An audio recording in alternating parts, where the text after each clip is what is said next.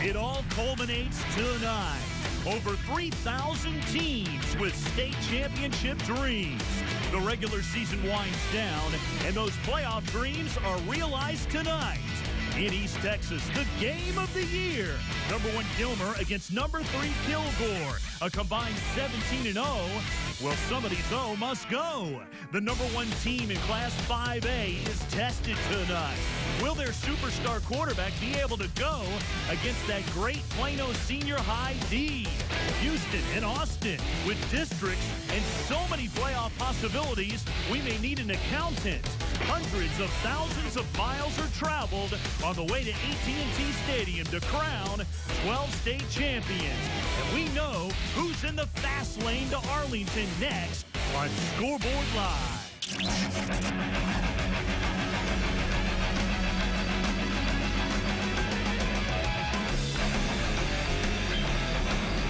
Welcome into Scoreboard Live. I'm your hostess with the mostest, Rick Renner. Great to see you. The guru, Craig Way, is on his way up from Austin. He'll join us shortly on a big night of playoff seedings, point differentials, and district championships. We could have two, that's right, 2 1-9 teams make the playoffs tonight in Class 3A. But first, let's talk about the defending state champs and the number 1 team in Class 5A, Allen, who had a serious test tonight against Plano Senior High in their defense. Coming in, we wondered about Allen's superstar quarterback, Kyler Murray. Would he go or wouldn't he with a bad wheel? Well, guess what? He went, and he played great. They needed it.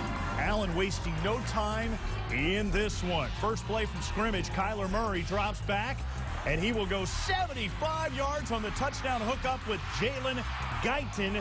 Who cares about that Plano High D, right? Allen up 7-0. More Kyler Murray. This time on the quarterback keeper around the left side, 22-yard scamper and the score. Plano takes exception, though. They would return the favor. This was a great atmosphere tonight as the number 1 team in the land was at Plano. Josh Johnson, he'll go 62 yards for the touchdown. He's got a lot of stars and stuff on his helmet, and for good reason. That's a touchdown. But Allen just too strong. Jalen Barlow, who had 113 yards and 3 touchdowns in this one, he gets in from 7 yards out, and Allen wins it big, 42-13 the final. The defending champs clinch the top spot in Division I. Also in district, McKinney Boyd has clinched the top seat in Division II. How about Murray? 3 touchdowns, 194 passing, and 61 running. Game of the century in East Texas. Number 1 meets number 3, Gilmer and Kilgore for all the marbles. In District 16 3A, and Davionte Brown getting in for the touchdown. Kilgore up 7-0. But then, here comes Chris Boyd to fill the void on the screen pass. Oh, finding some space, and he is gone. That made it 20-14, but in the 4th, Gilmer down 1 and let the Bulldogs score. Big mistake, because Kevin Justice would take it untouched, and then they would try to make it happen, and Kilgore gets it as number 3 upsets number 1. We knew that somebody's O would go. Kilgore, they're for real, folks. They win the district championship. Gilmer averaged 60 points a game. Kilgore, I should say, his defense barely gave up 60 points all season. Let's get some post-game reaction to this one. I'm here with Coach Wood and the Kilgore Bulldogs, the winners for tonight. Coach Wood, your team played outstanding tonight. Describe to me what you're feeling right now after winning this district championship. I'm just so proud of this football team and what they accomplished tonight, and such a great football team across that we played tonight. And like I said, I can't be more proud of this bunch. And Gilmer goes for 2. They get the conversion. You guys come back and score. It looked like Gilmer let you score there. So what did that say about that play call? What does that say about your team being able to come back and hold them and not let them score? I really don't know. I guess they thought they could take it down and score. You know, they were managing the clock, and it was, you know, smart move on their part, just didn't work out. And we know that Mineola beat Maybank. You will face Van in the first round of the playoffs. So tell me what you're thinking about that game, and where will that game be played? It'll be played in Lindale. I'm not thinking anything about Van right now. I'm just glad of a district championship for this football team, and we'll worry about Van next week. And, Coach, you take down the #1 ranked 3A team in the state, a Gilmer team that is very good, that went to the state finals last year. So tell me about what this team will use coming out of this game and how they'll use it in the playoffs. Well, we got to get back grounded and start worrying about first round, second round of the playoffs, and that's what we've done all year. You know, we'll celebrate this weekend, and then we'll get ready for the first round next week. Coach, congrats on the district championship. Great playing. Thank you. Guys, back to you. Thank you, Angela Heyman. Great job tonight at that game as #3 beats #1. Kilgore wins at 34-29. So Kilgore will go Division I with Chapel Hill in the district, while Gilmer goes Division II. Two very dangerous teams that could win it all. Meanwhile, in the Alamo City, #7 Cibolo Steel looking to finish off the regular season, a perfect 9-0 against Southwest. And check it out. Wow, it's LG Williams getting off to a hot start, bombs away to D'Angelo Wallace 37 yards later. And then you just give it to this guy, Justin Stockton. He runs for 2,000 yards every single year. Then when Southwest gets the ball, they're moving and grooving, but then they lose it. Matthew Simmons is there for the recovery, and that's thwarts a Southwest drive. And there he is, #4. In for another 6. Justin Stockton. It seems like this guy's been on varsity since 5th grade. Steel ready for a long playoff run. They win at 42-14. They win the district championship. The Knights will be the #1 seed in Division I, while San Antonio Southwest will go Division II. All right, in District 29, 4A, the Uvalde Coyotes against the funky Cold Medina Valley team. And early on, that's Jeremy Almaraz getting in for the keeper. Nice burst there. 29 yards for the score. 7-zip Coyotes. Panthers respond, and I mean quick. First play of the drive, Devin Ogden turns the simple bubble screen into a 65-yard touchdown. You got to love that. Devin, the dude, is smoking defenders right there, getting it done. Right? Then Griggs in from 1 yard out as the Panthers, they take it. The 7-point lead, 14-7 in the end.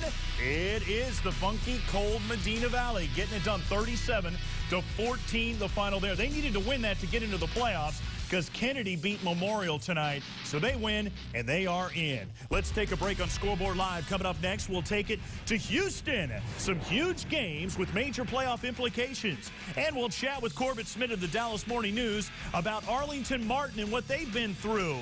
Are they the most underrated team in the state? Find out when we come back on Scoreboard Live. High School Scoreboard Live is brought to you by Ford F-Series, America's best-selling truck for 36 straight years.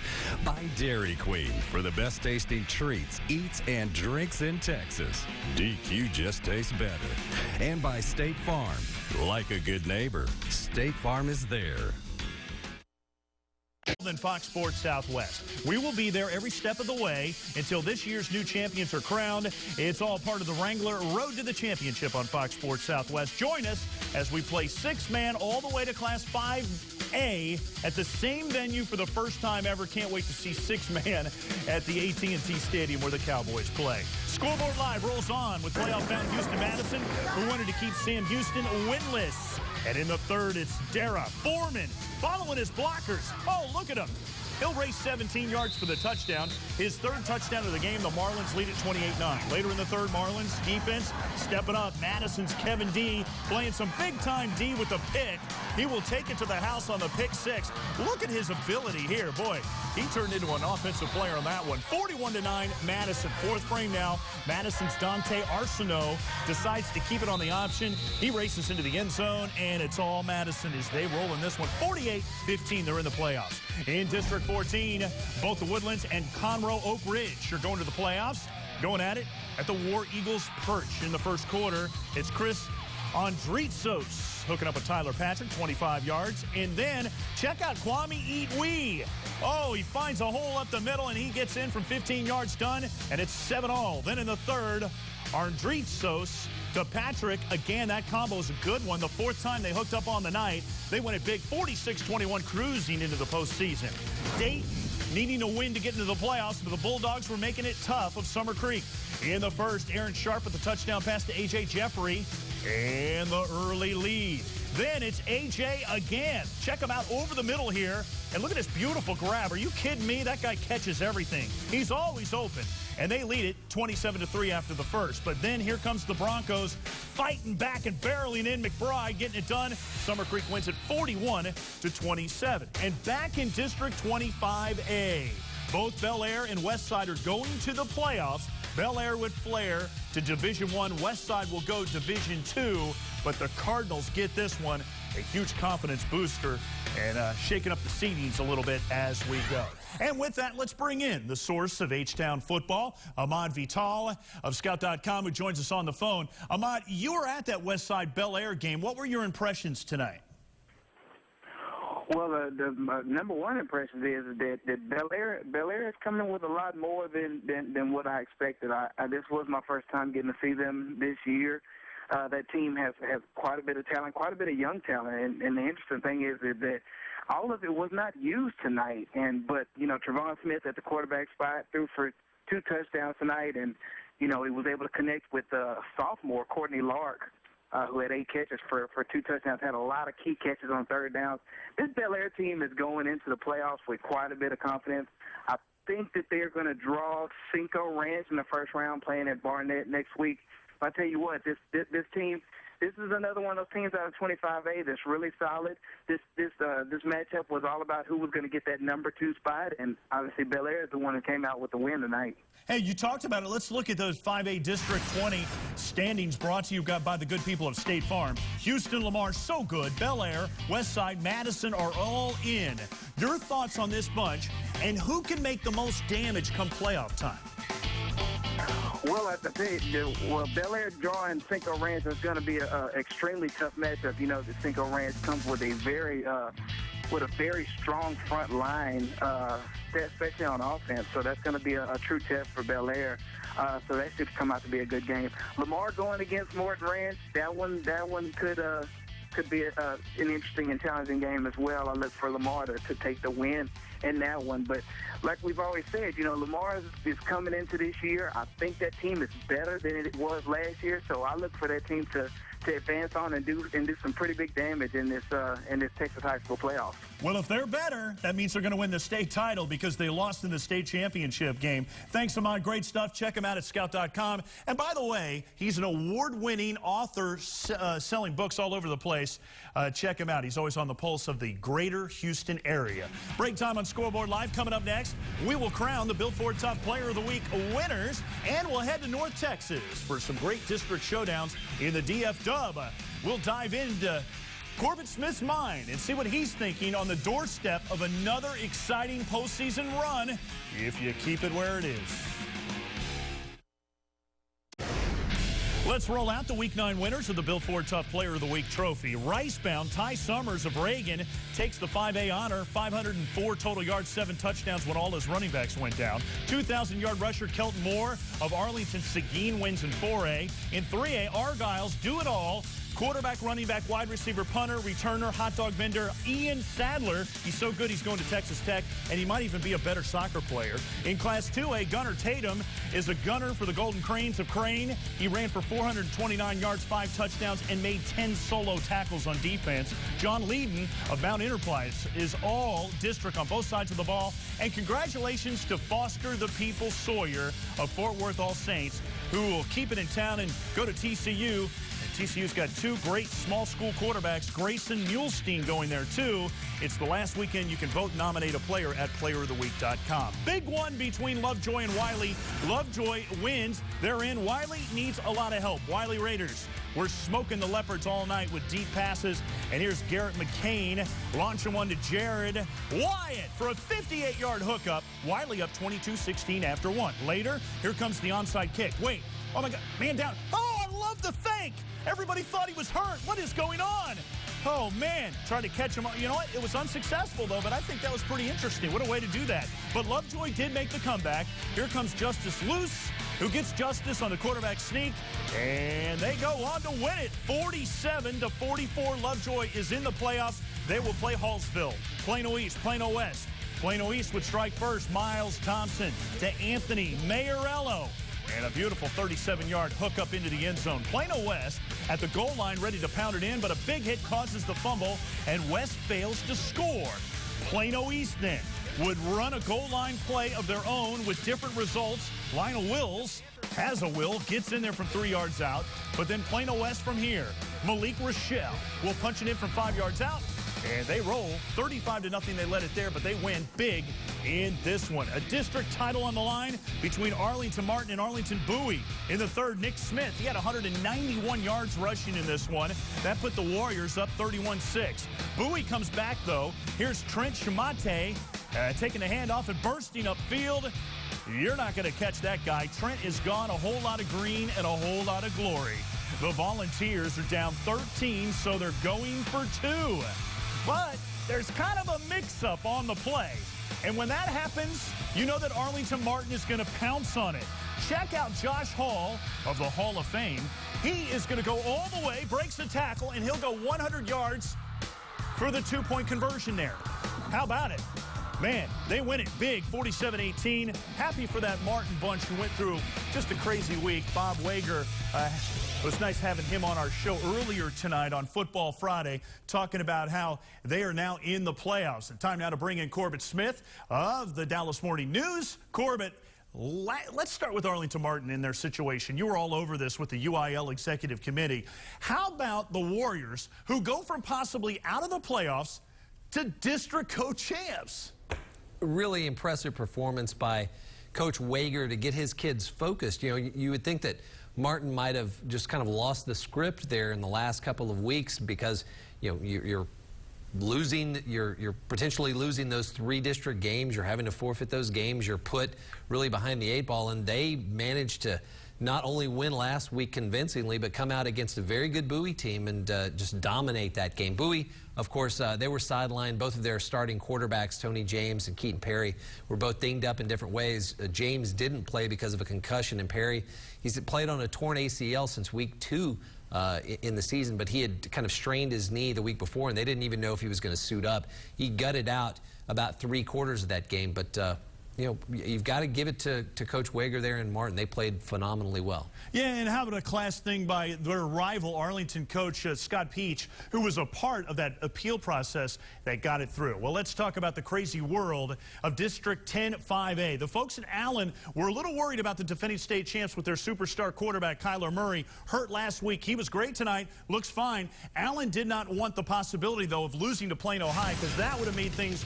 really interesting in the playoffs. They avoid Skyline in that bi-district round with that win tonight. When you look at all these teams here, who do you see outside of Allen really making huge noise?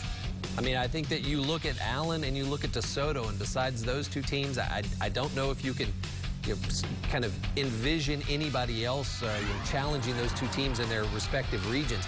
South Lake Carroll's bracket matches up very well where they could conceivably make a run all the way to the regional final and end up playing DeSoto in that final.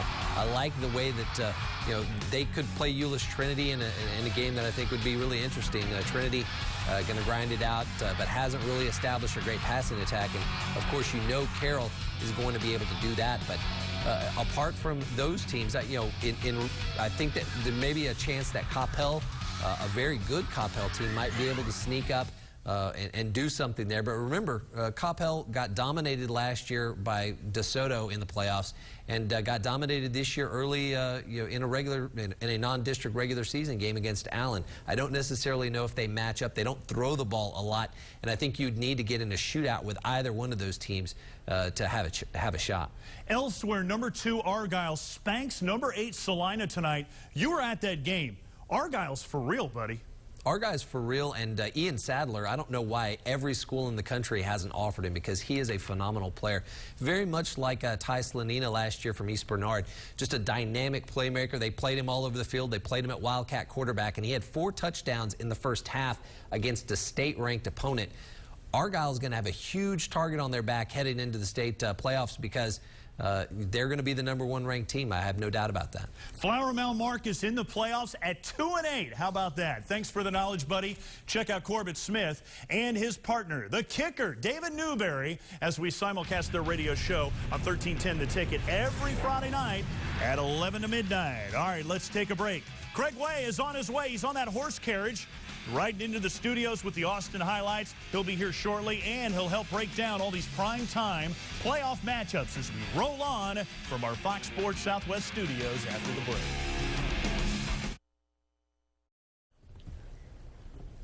Welcome back to Scoreboard Live. Well, DQ wraps up the regular season with one of the best rivalry wars to settle the score in the Alamo City. The 50th annual Frontier Bowl, featuring Harlandale, who needs a win to get into the playoffs, and McCollum, who could tie the Lifetime Series with an upset. How about that? 24-24 and 2 ties. 2 schools divided by Military Drive, a place where you'll see tailgating, family reunions, double overtime games in 2012, and a 15-hour overnight sleepover to camp out for 5,000 to 9,000 tickets. Funny how somehow, some way, 15,000 get into the game. Neil Beasley with the Emmy Award-winning and nominated DQ Big Game of the Week.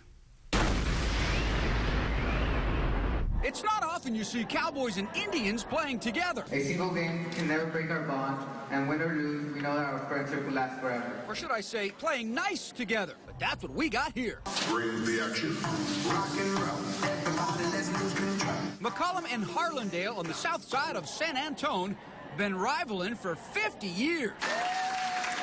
But before each game, some Thursday gatherings. First one here to break bread and remind we can all live together. When it's at the Cowboys, it's a roundup. But when it's here at the home of the Indians, it's a powwow. And these schools are just 4 miles apart, and there is literally a line running right down the middle of these 2 towns and communities. It's Military Drive. And if you're on the south side, you're a McCollum Cowboy. And if you're on the north side, you're a Harlandale Indian. Harlandale opened in 1924. Almost a 40-year head start on McCollum. McCollum moved in next door in the 60s, and bam, a rivalry was born. Only fitting, the oldest rivalry in San Antonio is Cowboys and Indians. Number 4, Ian Martinez, escorted by parents Isaac and Myrna Martinez. Indians lead this series and don't want to fall on the sword this year. But McCollum looking to flip this rivalry upside down. A win this year would even the all-time series, 24-24 and 2. In fact, a win this year could also knock the Indians off their high horse and out of the playoffs. Can we have the cameraman come up here? Everybody give it up for Mr. Cameraman. McCollum just 3-6, but don't split up this squad just yet.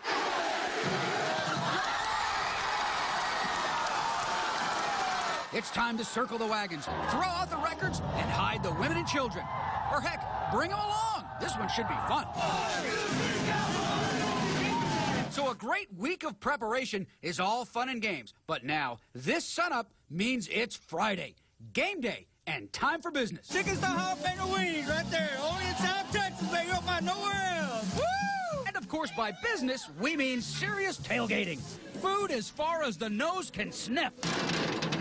The atmosphere, weeks in the making, and especially tasty for the 50th anniversary. Fox Sports in the house. But while the food's the big deal outside, 1, 2, 3, Cowboys! it's the game that cooks on the inside of the stadium. Harlandale looking for the playoffs. McCollum looking for the upset, but will have to try without starting quarterback Ralph Vidal. Out for the year with a knee injury. Even so, the Cowboys ready to ride. There's a lot of history. You got brothers, relatives, uncles. You got people that you know that played and were a part of this football game. Now you're a part of history. The legacy that you're going to leave is what? We talked about that from day one. What kind of legacy do you want to leave? You're going to be a good team, you're going to be a great team. I'm going to ask you, you're going to be a good team, you're going to be a great team. What are we going to be? Great team. First quarter, Indians on the warpath. Just 4 plays, touchdown. Brandon Ramon, 7-0. Arlingdale having a ball. In fact, next drive, 5 plays. Ramon to the coach's kid, Ian Martinez, 29-yard touchdown reception, 13-3. Indians not offering up a peace pipe tonight. Second quarter, Arlingdale finally has to punt. Zoinks! It's over his head. It ends up a -7-yard punt and excellent field position for McCollum. Super sophomore Mike Ramirez from 2 yards out. 13-10, game on. In fact, same score at the break.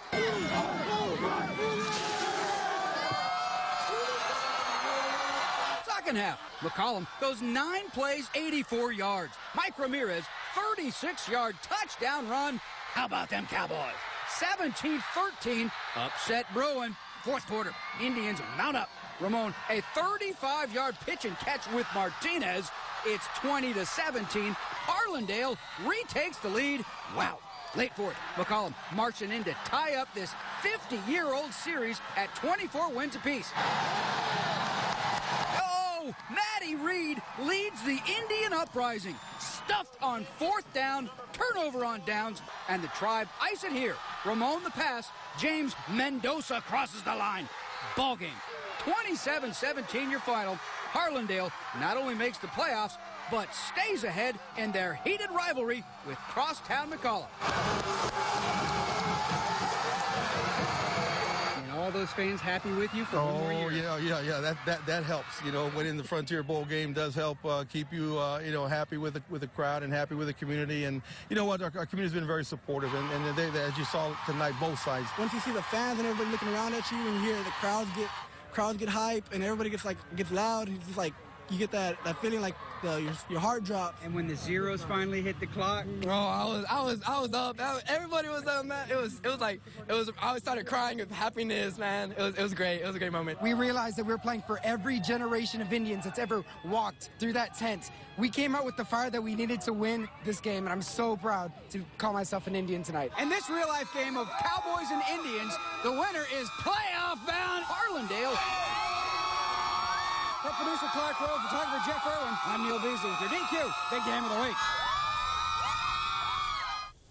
Thanks, Beezer. Congratulations to Harlandale, who earns a playoff spot with this one. Never easy to get it done against a longtime rival, the longest tradition of matchups with one other team in the Alamo City. Tune in to High School Spotlight Sunday at 10:30, and we will announce where the DQ crew will go in the playoffs. Let's take a break. I think I hear my man Craig Way in the building. The Wrangler Road to the Championship takes us to East Texas, the Panhandle, so many places. We'll go to Austin. That and more as we continue Scoreboard Live. We're still just getting this party started.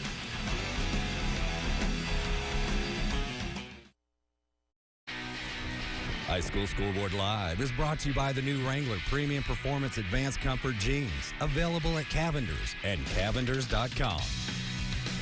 The Wrangler Road to the Championship starts here and only here. There's no better team covering high school football from Fox Sports Southwest. We will be there every step of the way until this year's new champions are crowned. It's all part of the Wrangler Road to the Championship on Fox Sports Southwest. Join us as they play 6-man all the way to Class 5A at the same venue for the first time ever at AT&T Stadium in Arlington, Texas.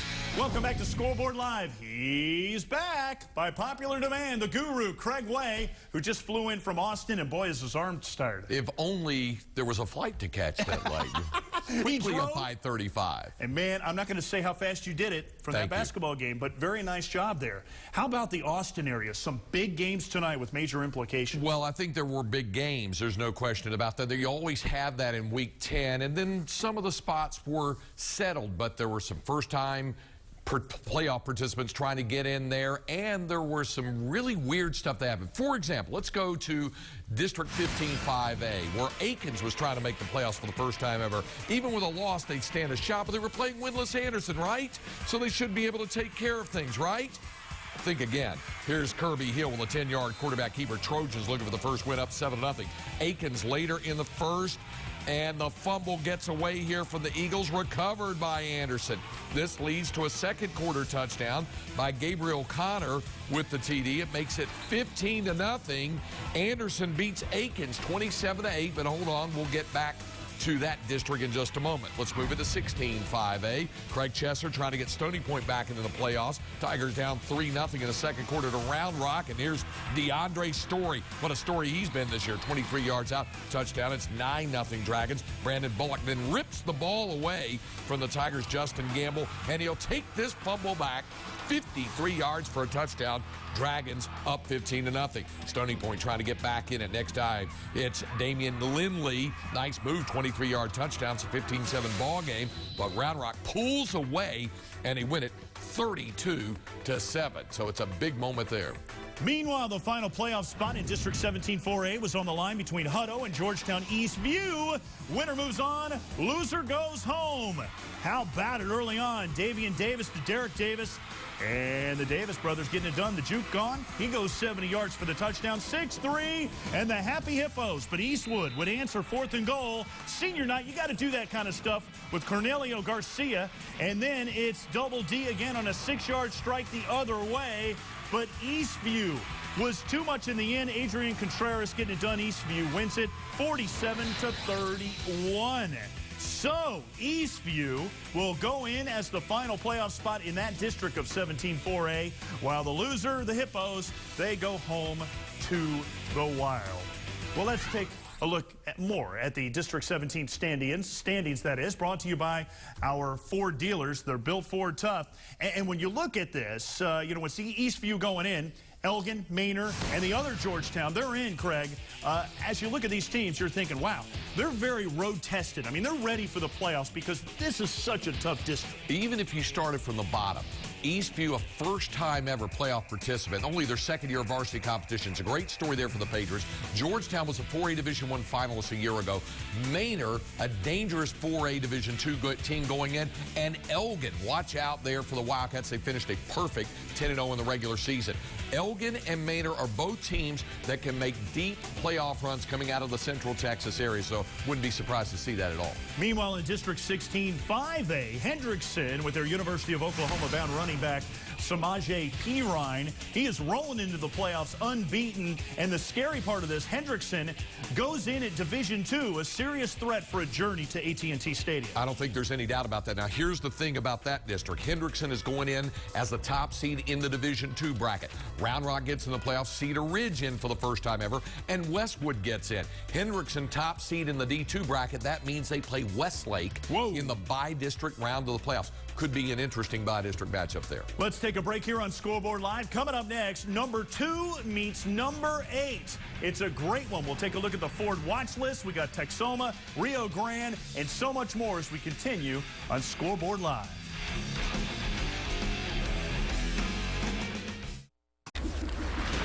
Let's roll out the Bill Ford Tough Player of the Week watch list. These are some of the guys we're keeping an eye on for the prestigious honor. Gilmer's Josh Walker is thinking state title. Texas A&M bound. Crosby's Raylon Singleton is going to Utah. Marvin Saunders of Houston Kincaid is a strong receiver. Decatur's Grayson Mulestein is a 6'4 quarterback committed to TCU. And Stedman Mayberry of Vista Ridge is going to Texas State. Nominate your favorite player at playeroftheweek.com. Moving on to East Texas, what a big showdown. State-ranked White House taking on John Tyler. Cujo ready for the challenge, right? But the Wildcats ready early on as Jalen Deuce takes the handoff, and he'll take it down there for the Lions. Look at him move left and right. Nobody can catch him. But the response comes back from the Cats. Javari McAllister finding Rodney Bendy in the middle, wide open. He'll take it the distance. But in the end, the Wildcats, king of the jungle, as they win at 55-54. Back to the Metroplex. What a showdown between the 9-0s. Number 8, Salina. Number 2, Argyle. Somebody's O must go. And it's the Ian Sadler show. He was getting it done. Around the corner, 70 yards for the score. This kid needs to get a major scholarship because he does everything for this team. Sadler again here, this time around the left side and right into your living room. A 5-yard touchdown scamper. And if you throw it up, he'll catch it too. He'll tiptoe into the corner of the end zone. Look at this guy. 293 total yards, 4 touchdowns. Argyle wins it. Wow.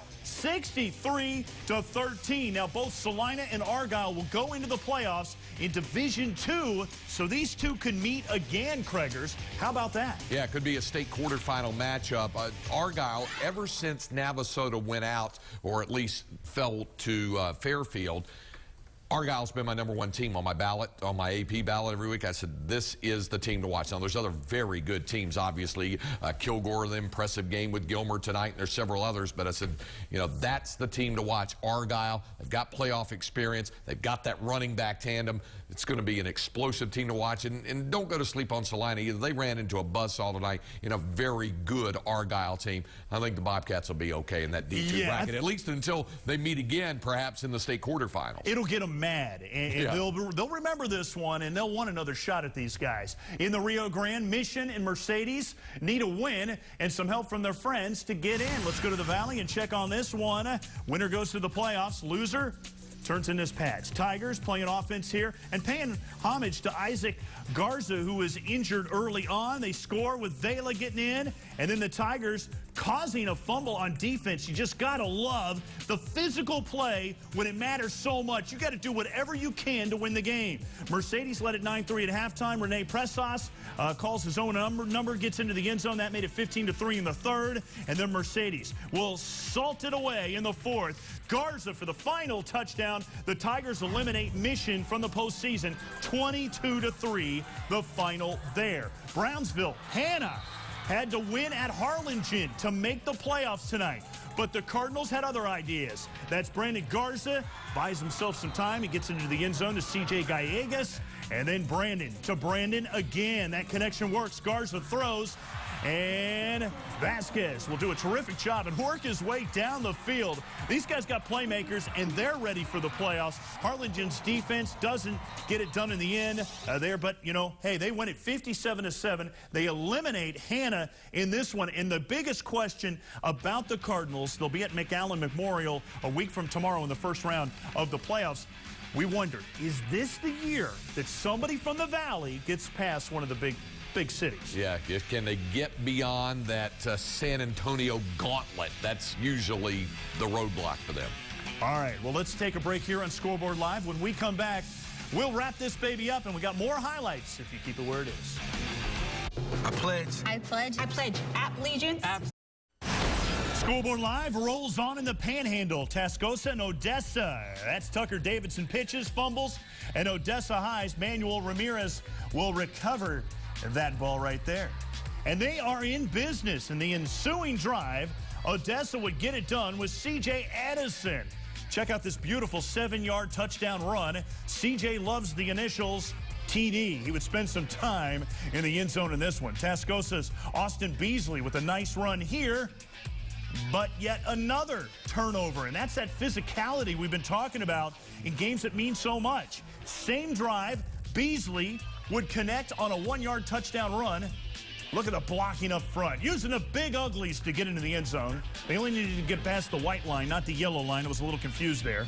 And then Tascosa's Joseph Boyd filling the void here from 3 yards out. And in the end, it's Tascosa losing to Odessa High, 30-28. Paladuro going down I-27 to go to Canyon to take on the unbeaten Eagles. That's them in the purple right there, and that would be Chris Spencer. 26-yard touchdown run. Canyon up 10-0. Fourth down now. Canyon's going to line up for a field goal, right? They'll line up, but they'll fake it. And here goes Blake Weaver on the scramble. Just going to kind of chuck it up there. He's under pressure. Let's just throw out a prayer, and it's answered. Caught by Isaac Garland. Canyon goes on to a 38-7 win over Paladuro. Now, what about Randall and Caprock? Great defense in this one early on. Randall's Brett Taff intercepted by Fashiko Sheriff. Nobody shot the Sheriff. He just got the INT. Fourth down for Caprock. Santiago Garcia brought down short by Grant Sherwood. Turnover on downs. That's what I'm talking about with that defense. And that led to this. Paul Terry, a great run. Same drive. Wyatt Garton with the short touchdown run. And in the end, Randall wins it 42-9 there. Down to the Super Centex, state-ranked Chilton taking on, they should be state-ranked Bremont. What a great ball game this one. Pirates won it last year to win the district championship. Charles Simpson trying to do it again. Simpson 50-yard gain to set up a 1-yard touchdown run. Chilton up 7-0. Still in the first quarter. Chilton a 2-yard run. It's 14-0. Chilton looks like a redo, right? Here comes Bremond back just before the half. It's Cade Gritch. 32-yard hookup with Evan Sargent. This one goes overtime. Bremond knocks off Chilton 21-14. Robinson La Vega. All the playoff spots are set in 17-3A. This is determining seeding. We know the Division I seeding, and then we know about this guy, Wagoner, taking it to the house. 30-yard touchdown for D. Drayton, and it's 28-13 La Vega. Then Robinson trying to get back into it. Michael Davia hooks up with DeAndre Jackson, and Action Jackson stripped right there by Kendall Ratliff, and then off the turnover, Javon Arnett. He'll go 35 yards for the touchdown. La Vega winning this one big, 54-33. And I know what you think. What happens in La Vega stays in La Vega. But let's talk Super Syntex. Bremond, a couple highlights ago, getting the win in a big one for them tonight. It's a team we've been saying throughout the course of the season that probably deserved to be state ranked, and they proved it by virtue of their win over Chilton, but Chilton also going to be a tough out come playoff time. Now, I want to go back to that 3A game. We just saw the highlights of that. La Vega win over Robinson. Here's the significance of that victory, Rick. Because La Vega wins, they go into the bi-district round and take on Taylor. Because of the loss, Robinson draws state-ranked and defending state champion Navasota in the bi-district round. Tough draw there because of a Week 10 loss tonight. Man. Also, 5A, congratulations to Shoemaker. They're the 5A Division I representative out of 8-5A. Midway, keep an eye on the Panthers, top seed in D2. And Cove needed a win tonight and some help. They got it. Copper's Cove with their win over Harker Heights. Also, they got the help with Temple going back to the playoffs. Congratulations to Coach Mike Spradlin and the Wildcats. They get in by knocking out Killeen. And RG3's got to be happy with the Cove getting in. Break time on Scoreboard Live, the Permian Basin, Wichita Falls, the Mojo, feeling the Mojo. It's Permian Panthers senior night. This group has been through a lot. Started the season 0-3, can make the playoffs tonight. In the red zone, Dylan Hooper gets a quick throw, makes a move, finds the end zone. Permian starts off very strongly, up 7-0. Ponder then keeps making plays about 10 yards and finds a hole here. That made it 14-0. The phenom freshman quarterback wastes no time. Running from the corner and getting to the inside pylon here, 14-7.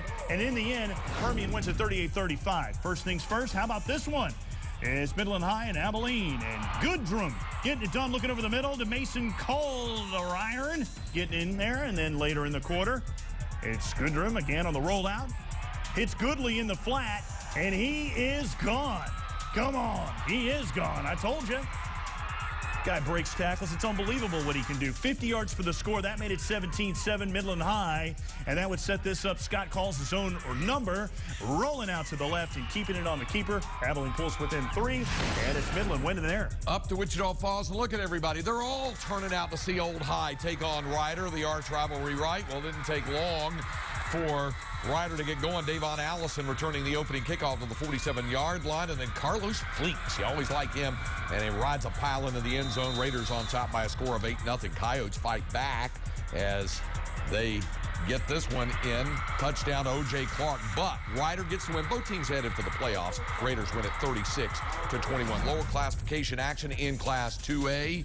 It is one team, Jacksboro, headed to the playoffs. Another, Holiday not. Tigers all over that loose ball, and Jacksboro up by a score of 7-0. Kirk Weldon with a touchdown there.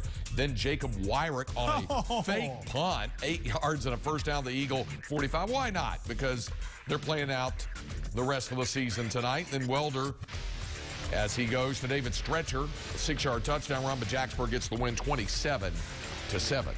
I like that little move. You know, we had an interesting scenario. We talked about it last week. The possibility of 2 1-9 teams making the playoffs.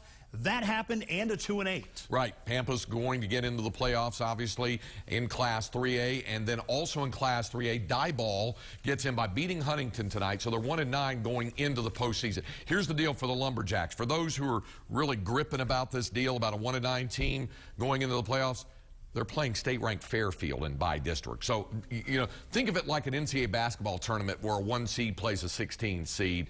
It's just a byproduct of the way the realignment, and this year with 3A Division I going to a 64-team bracket, so an extra team had to get into the playoffs.